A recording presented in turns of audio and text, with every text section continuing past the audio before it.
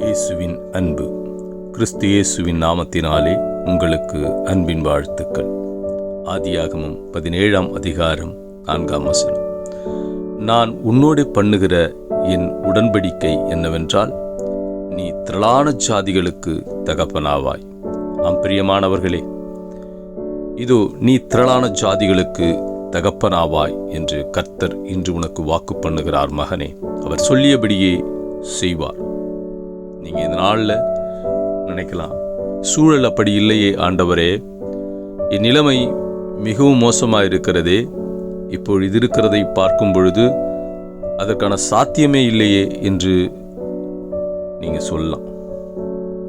ஆனால் கர்த்தர் இன்று முன்குறித்திருக்கிறார். என்று அவர் உனக்கு வாக்கு பண்ணுகிறார். நான் சொல்லியபடியே உன்னை திரளான ஜாதிகளுக்கு தகப்பனாவேன். உன்னை திரளான ஜாதிகளுக்கு அவர் தகப்பனாக மாற்றுவார். உன் சந்ததிகள் பூமியை சுதந்திரித்துக் கொள்ளுவார்கள். உன் சந்ததியை நான் ஆசீர்வதிப்பேன் அப்படின்னு கர்த்தர் சொல்லுகிறார்.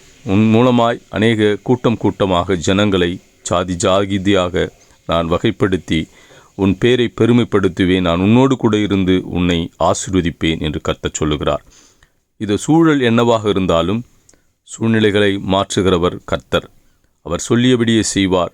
விசுவாசிக்கிறவர்களுக்கு தெய்வ மகிமையை காண்பார்கள்.